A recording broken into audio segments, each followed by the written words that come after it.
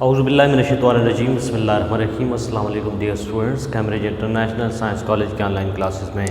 آپ کو خوش آمدید۔ آج ہم نے کلاس 6 کا لیکچر کرنا ہے، دہلی سلطنت کے زوال کے اسباب،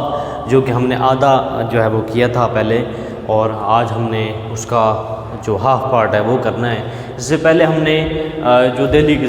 سلطنت کے زوال کے اسباب میں دیکھا، وسیع سلطنت، رسہ کشی، محمد تغلق کے سطحی منصوبے، ٹھیک ہے، فیروز شاہ کی نرم پالیسی اور غیر مسلم اقوام کی بغاوت، اور جو ہے وہ فوجی تربیت میں جو سستی کی گئی، ٹھیک ہے، پہلو تہی کی گئی، اس کو ہم نے ڈسکس کر لیا تھا۔ آج ہم نے جو ڈسکس کرنا ہے وہ ہے امراء اور جاگیرداروں کی نواز پالیسی۔ امراء اور جاگیرداروں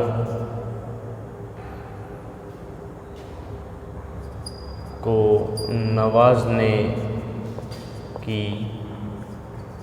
پالیسی، یہ ایک بہت بڑا جو ہے وہ فیکٹ تھا۔ جو تغلق بادشاہ تھے انہوں نے یہی پالیسی رکھی ہوئی تھی کہ امیر لوگوں کو، امراء کو اور جاگیرداروں کو جو ہے نوازنا ہے،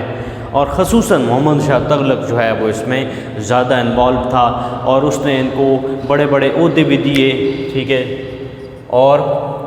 جاگیریں بھی جو ہے وہ تحفہ کے طور پر، ٹھیک ہے جی، تحفہ کے طور پر عہدے بھی دیے اور جاگیریں بھی امراء اور جاگیرداروں کو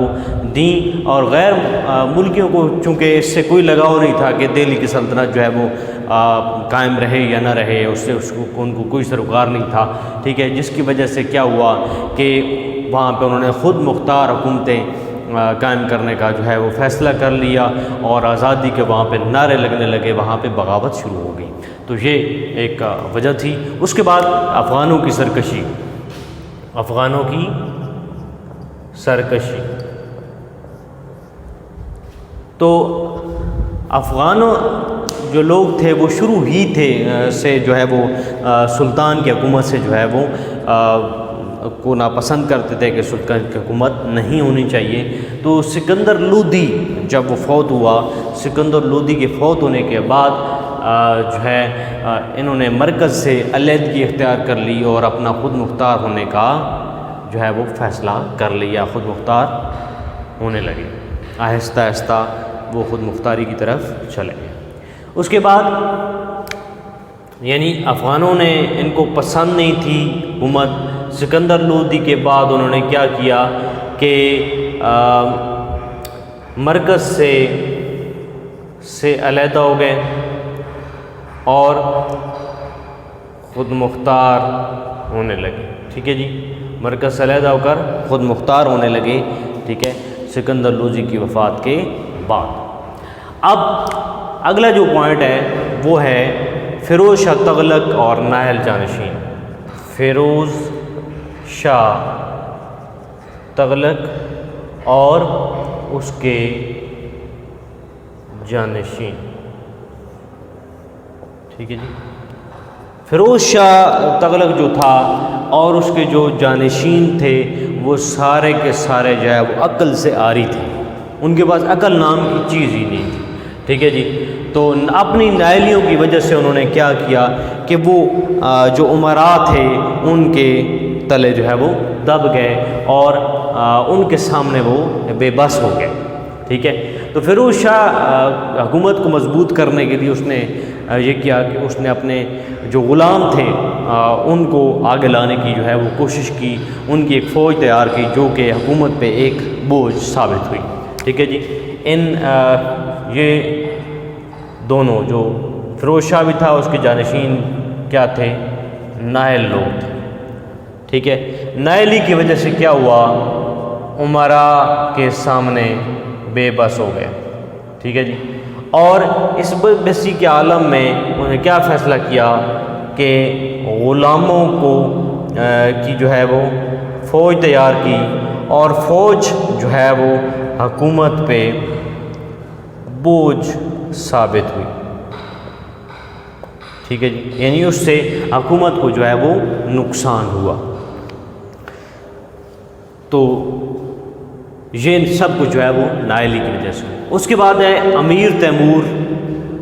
اور یہاں پہ لکھ لیتے ہیں امیر تیمور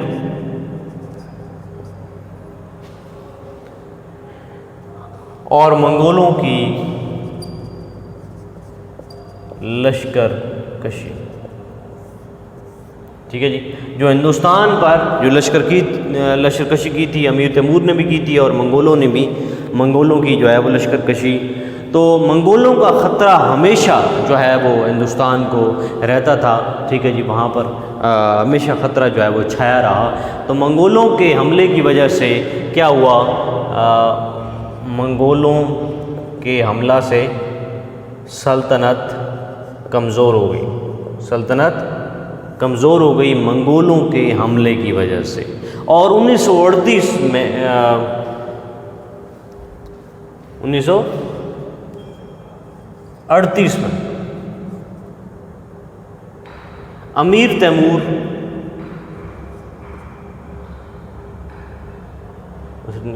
1398 ہوگا میں امیر تیمور جو ہے وہ ایک، آپ پہلے بھی پڑھ چکے ہیں کہ ایک طوفان کی طرح جو ہے وہ داخل ہوا ہندوستان میں، اور یہاں پر اس نے کیا کیا کہ قتل و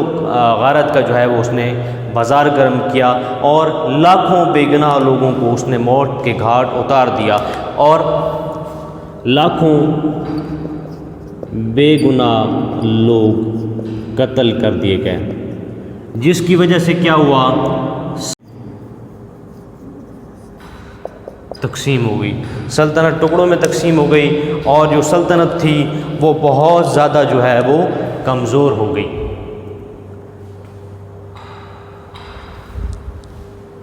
اس کے بعد ابراہیم لودھی کا جو ہے وہ منفی کردار بھی اس میں شامل ہے۔ تو یہ تھا اسٹوڈنٹ آج کا آپ کا لیکچر۔ انشاءاللہ نیکسٹ لیکچر میں دوبارہ آپ سے ملاقات ہوگی، اجازت دیجیے، اللہ نگہبان۔